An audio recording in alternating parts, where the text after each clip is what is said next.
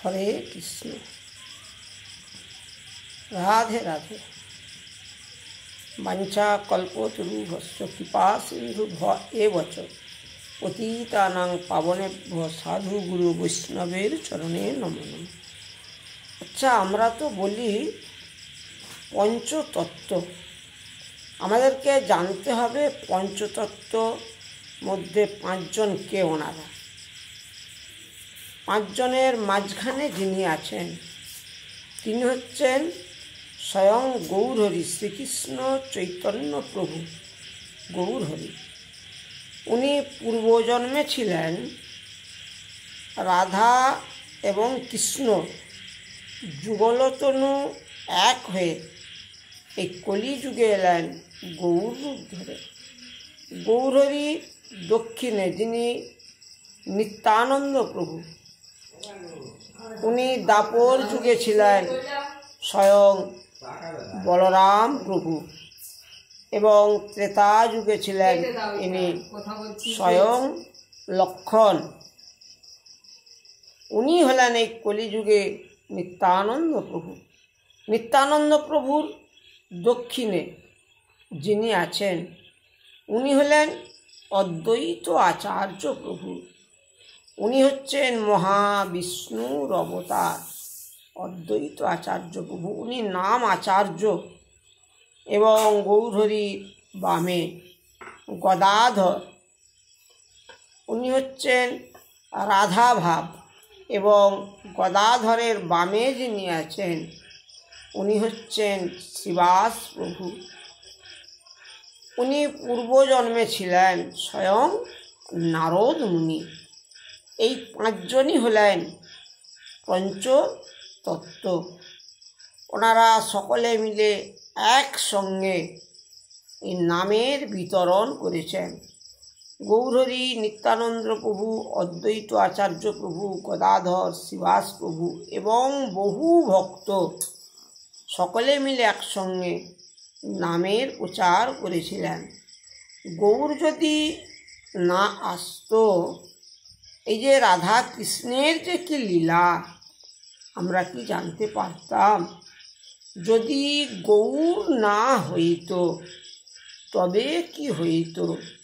কেমনে ধরিতাম দে রাধারো মহিমা প্রেম রসসীমা জগতে জানাতো কে। এই গৌরহরির কৃপায় আমরা এই রাধা কৃষ্ণের লীলা কথা আমরা জানতে পারলাম। নিজে আচরণ করে আমাদেরকে শিক্ষা দিয়েছেন। জীবেরও নিস্তারও লাগি নন্দ সুত হরি ভুবনে প্রকাশ হইলেন গুরুর উপধরি। নিজে আচরণ করেছেন এবং আমাদের মতো কলির জীবকে শিক্ষা দিয়েছেন। তাই গৌরহরির মত আমাদেরকে মেনে চলতে হবে।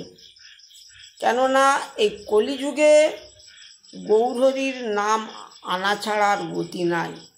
গৌরহরি কি বললেন? হরের নাম্য হরের নাম্য হরের নাম বইব কেবলম কলৌ নাস্তেব্য নাস্তেব্য নাস্তেব্য গতির অন্যথা। মানে এই কলিযুগে হরিনাম ছাড়া গতি নাই, গতি নাই, গতি নাই। একবার নয়, উনি তিনবার বললেন। কেন না? নামের উপরে জোর দিলেন যে হরিনাম ছাড়া এই কলির জীবের আর গতি নেই। তাই আমাদের প্রত্যেকের কর্তব্য নামে রুচি। নাম ছাড়া গতি নাই। যেই নাম সেই কৃষ্ণ ভজ নিষ্ঠা করি। নামেরও সহিত আছেন আপন শ্রীহরি। আমরা তো বাবা কৃষ্ণ ভজন করবার জন্যে আসলাম, কৃষ্ণ ভজিবার তরে সংসারে আইলাম। মিছে মায়ায় বদ্ধ হয়ে বৃক্ষ সম হলাম। আমরা এই কলির মায়ায় পড়ে বাবা আমরা হাবুডুবু খাচ্ছি। আমাদের নাম বলার হলো না।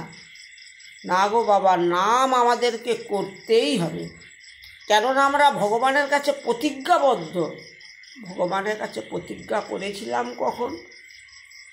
যখন আমরা মাতৃ জঠরে ছিলাম। মাতৃ জঠরে কত কষ্ট পেয়েছিলাম আমরা, উপর দিকে পা, নিচের দিকে মাথা। তখন ভগবানকে ডেকেছিলাম, প্রভু গো কৃপা করে দেখা দাও, মাতৃ জঠর যন্ত্রণা আর সহ্য করতে পারছি না। তখন স্বয়ং ভগবান কৃপা করে আমাদেরকে দেখা দিয়েছিলেন মাতৃ জঠরে।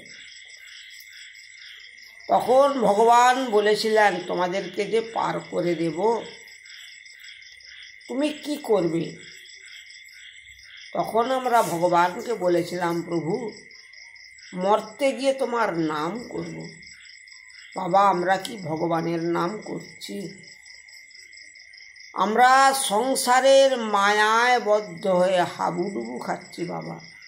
কিন্তু না বাবা, সংসারের মায়াকে দূরে সরাতে হলে, এই যে কলির মায়া, এই মায়াকে দূরে সরাতে হলে নাম করতে হবে বাবা। কলিযুগে তো অধর্ম 3 পাদ, ধর্ম মাত্র 1 পাদ। এই অধর্মকে দূরে সরাতে হলে নামে জোর দিতে হবে। ওই জন্যই তো বললেন, যেই নাম সেই কৃষ্ণ, ভজ নিষ্ঠা করি। নামেরও সহিত আছেন আপন শ্রীহরি। হরে কৃষ্ণ, রাধে রাধে।